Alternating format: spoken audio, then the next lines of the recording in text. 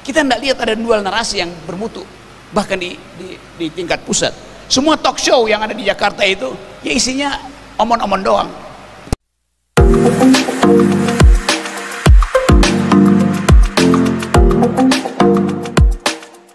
Saya berikan kesempatan kepada teman-teman yang hari ini hadir di USC untuk menyampaikan mungkin unek-unek ataupun pertanyaannya. Termin pertama saya berikan kesempatan untuk 3 penanya dulu.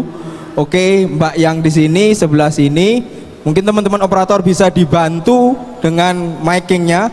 Kemudian yang ada di sini masnya di sana. Terus, oke, ada 1, sudah ada 3 orang penanya. Teman-teman operator sudah siap? Oke, silakan mbaknya untuk bisa menyebutkan nama dan juga dari perwakilan instansi ataupun organisasi mana. Kami persilakan. Ya, baik. Terima kasih Bung Rocky sudah hadir di Kota Trenggalek. Saya orang baru di sini. Saya warga Kota Trenggalek yang baru 3 bulan tinggal. Sebelumnya saya di Ambon.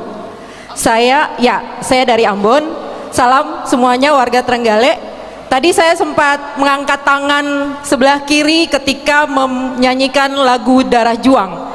Kenapa? Saya ada di Reformasi 98 ketika hal itu terjadi. Terima kasih. Dan saya cuma mau bilang bahwa setiap kali Darah Juang dikumandangkan, baiknya Anda mengangkat satu tangan kiri Anda untuk sebuah perjuangan yang tidak pernah berhenti. Oke. Namanya dulu Mbak. Oh ya, saya Insani Syahbarwati. Saya dosen ITB, Institut Teknologi Bisnis Trenggalek. Saya dan beberapa mahasiswa saya ada di sini hadir karena saya memprovokasi mereka harus membuka nalar lebih luar biasa lagi.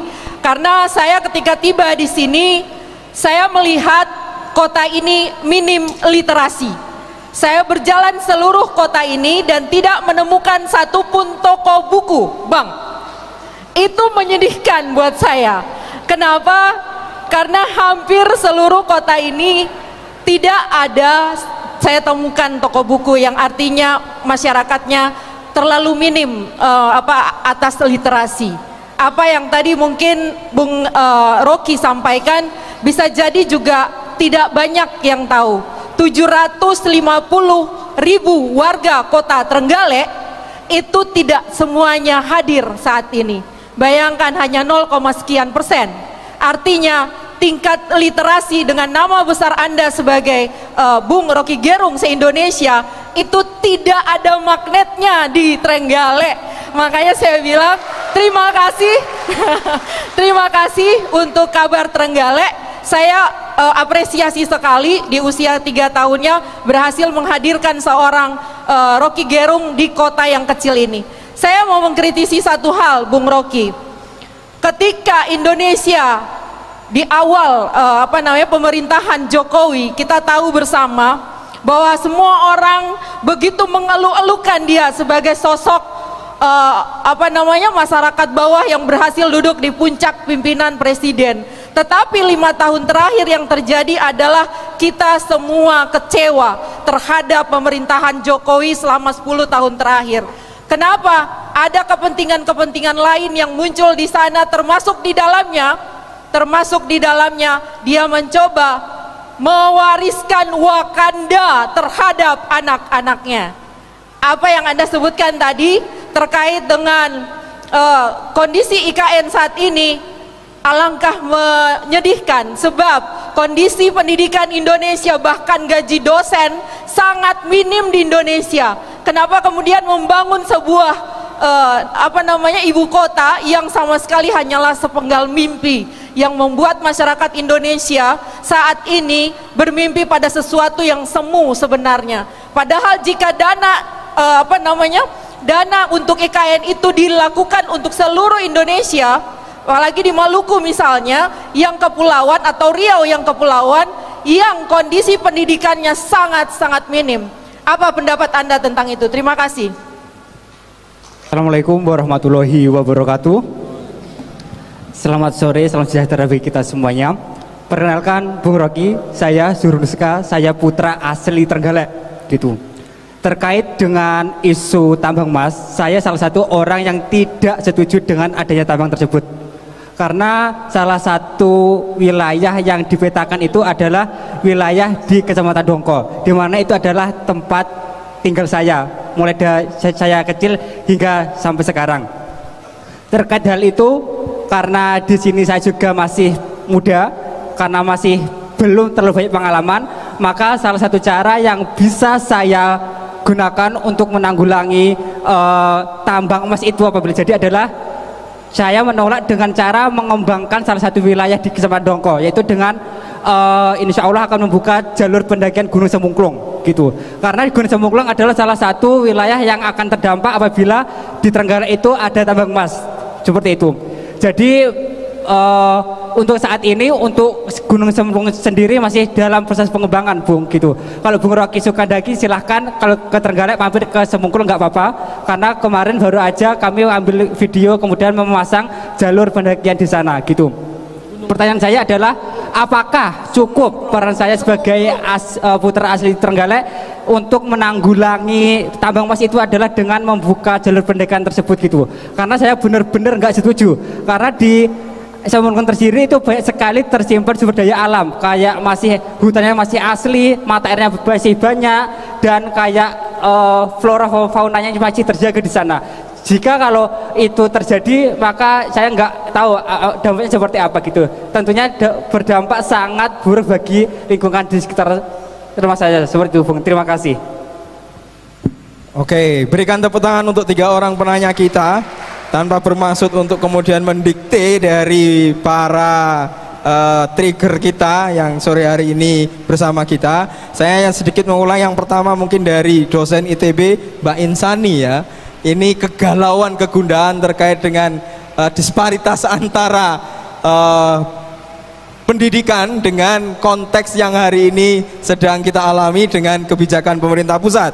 Kemudian dari Pak Sujiono, sang filosof tadi pengen beradu filosofi dengan Bung Rocky, terus kemudian supaya tidak hanya sekedar NATO, dan ini menjadi harapan kita bersama. Terlalu besar harapan kita kalau Bung Rocky kemudian pulang membawa sesuatu yang perubahan besar. Ini kembali kepada kita tentu. Dan yang terakhir dari kawan Dongko tadi, kurang jelas nama yang disebutkan, tetapi kita sudah ambil poinnya bahwa penolakan terhadap tambang emas terutama di wilayah Dongko karena juga ada potensi pendakian Gunung Semungklung, ini wajib untuk kemudian disuarakan dan digelorakan.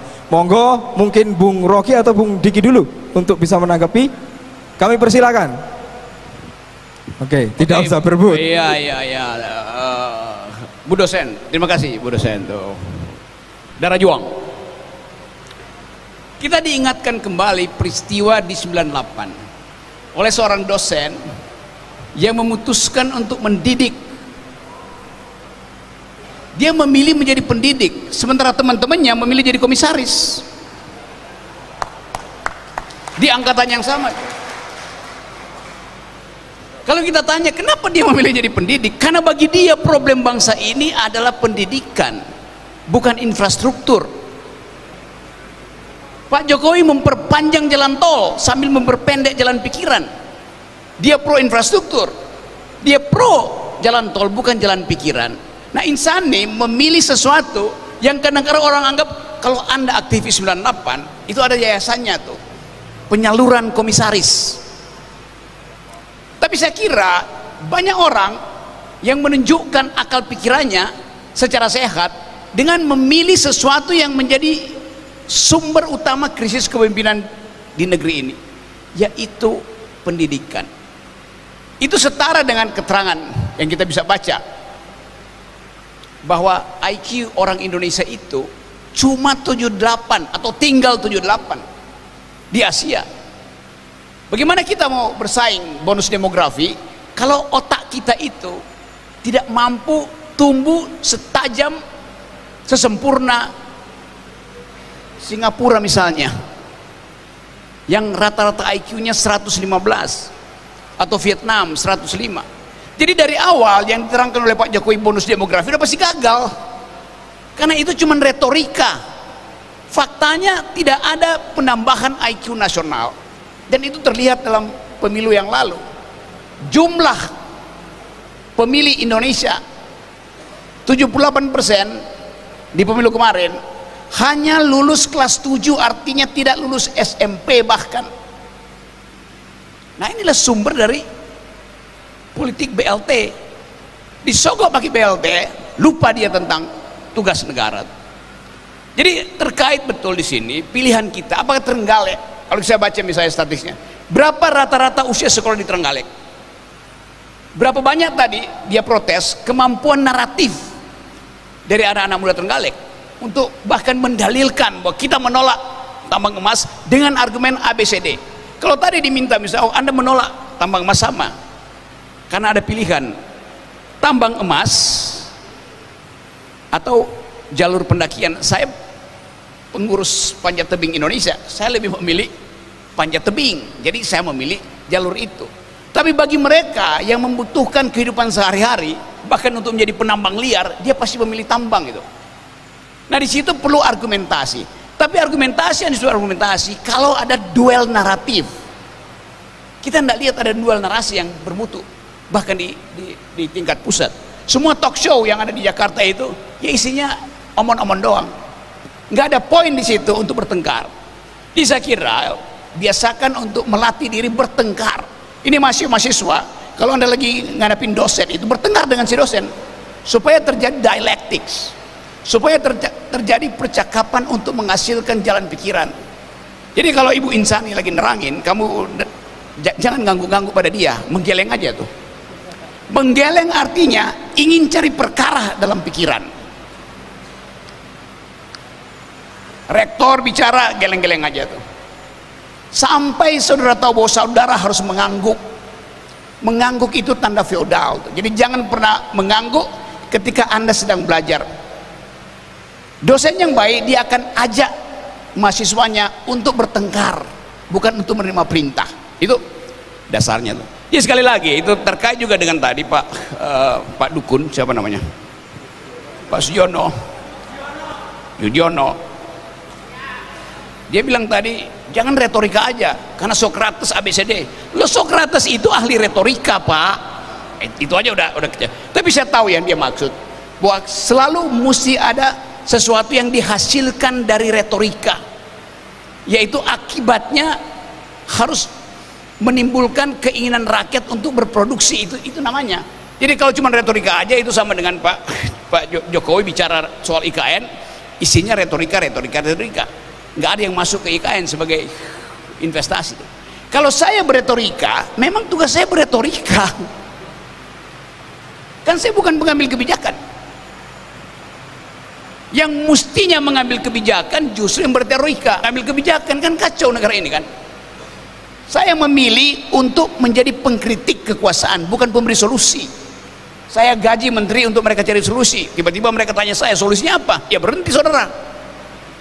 Jadi mesti ada kenekatan kita untuk mengatakan bahwa fungsi kritik itu tidak memerlukan solusi.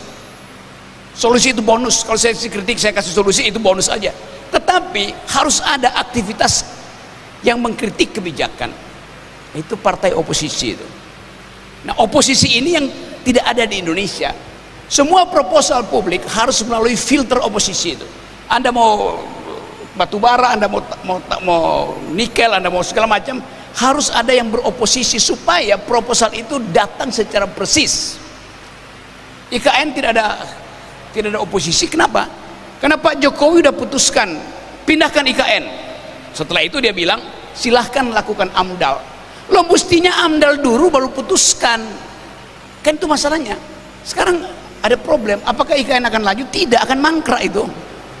Karena Pak Prabowo akan pakai uang untuk membeli tempe dari Trenggalek untuk makan siangnya bergizi itu, bukan untuk membiayai IKN. Jadi poin itu yang kita inginkan.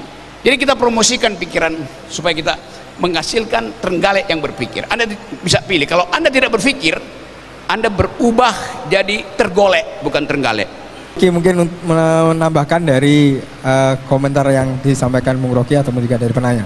Ya, saya hanya ingin mengomentari yang pemuda tadi soal mau menjadikan alternatif pendakian. Saya pengusaha ya, Saya juga punya tambang batu bara, saya juga pernah main di tambang emas. Apa kelebihan kamu bikin pendakian gunung dibandingin sama tambang emas? Ya, ada mic. Operator mic-nya mungkin bisa digeser. Sudah ada Bung Dikmar? Sudah ada. Saya tantang kamu sekarang. Saya penambang emas, saya masih tetap pengen nambang emas. Kamu bilang mau kamu ganti dengan pendakian gunung. Apa kelebihan pendakian gunung kamu dengan saya tambang emas? Karena kalau dari prinsip saya itu sugih itu tidak harus dengan bondo gitu. Karena ada istilah sugih tanpa bondo, dikdoya tanpa aji gitu ya. Jadi indikator kesugihan seseorang itu tidak hanya dengan diukur dari harta atau apa, tapi bagaimana kita itu dapat bermanfaat bagi orang lain. Itu yang pertama. Kemudian yang kedua, kenapa saya nggak setuju? Karena dampaknya itu sangat luar biasa. Karena di Semungklung itu sendiri adalah di situ kayak mata airnya itu banyak sekali yang digunakan mulai dari kecamatan Dongko, Pulih, bahkan Panggul. Jadi 3 kecamatan itu sumber airnya di situ, seperti itu. Kemudian di sana itu juga flora faunanya masih banyak sekali gitu. Maka kami dan prajurit rimba itu untuk menanggulangi tambang tersebut adalah dengan membuka jalur pendakian dengan harapan semoga ini tidak dapat ditambang seperti itu, karena apapun sebaik apapun tambang pasti ada punya dampak yang negatif itu dalam jangka waktu pendek ataupun panjang, pasti ada dampak negatifnya itu seperti itu. Terima kasih. Oke. Saya sudah keliling ke beberapa negara Eropa.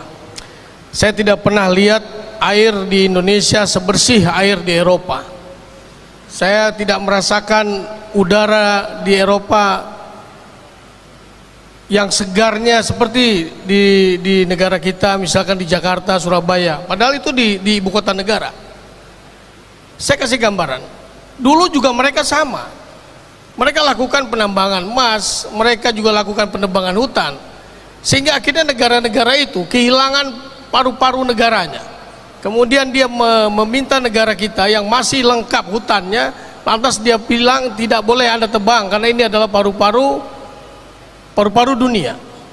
Sementara kita, negara kita memang bisa menghidupkan rakyatnya dengan sumber daya alam yang ada. Ini kontradiktif ya. Di satu sisi saya mengerti, ya. Saya hanya ingin memancing, bukan saya orang yang pro dengan tambang emas. Anda lihat statement saya jelas orang yang tidak setuju penambangan emas. Tapi Anda jangan cuma bicara tidak setuju, kemudian mencari arti pendakian. Anda tahu nggak nilai ekonomisnya berapa? Kalau saya tambang emas dengan cara yang benar, dengan teknologi yang baik, saya bisa memakmurkan rakyat yang ada di Trenggalek. PDRB Anda, ya, produk domestik regional negara bruto Trenggalek itu paling rendah nomor 2 di Jawa Timur, hanya 30.000 saja. Sementara di Malang sudah 170 sekian, kemudian di Kediri 245, jauh sekali. Pendapatan per kapita Anda hanya 30.000.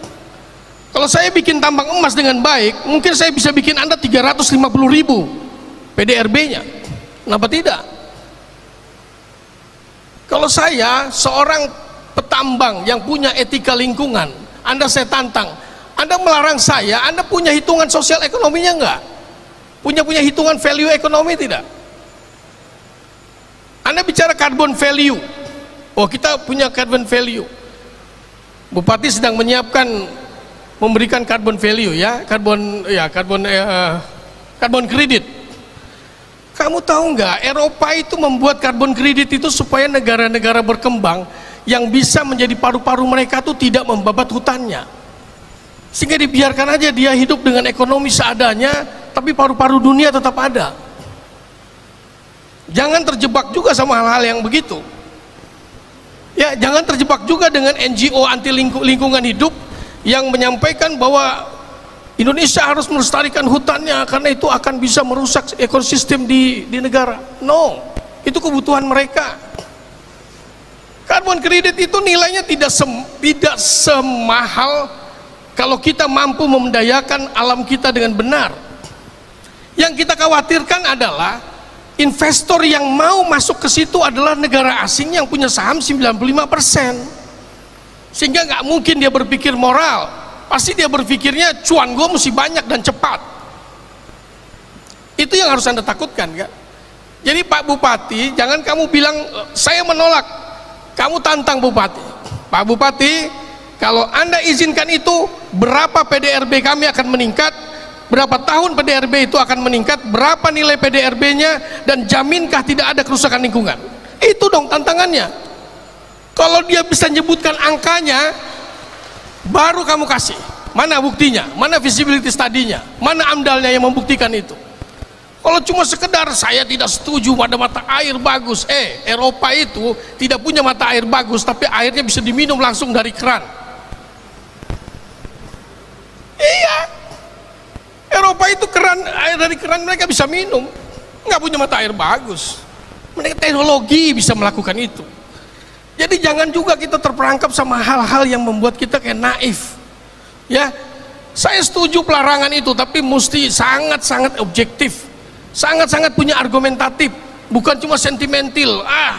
Nggak usah tambang emas, lalu kamu hidup melarat seperti biasa dengan 30.000 per kapita. Ngapain? Kenapa tidak bisa dilakukan dengan solusi lain? Ya, saya coba pancing Anda mau bicara apa sekarang? Anda tetap ngotot mau melarang, silakan, tapi argumentasinya apa? Terima kasih. Oke, terima kasih Bung Digmar memberikan pandangan yang berbeda terhadap aktivitas penolakan terhadap tambang.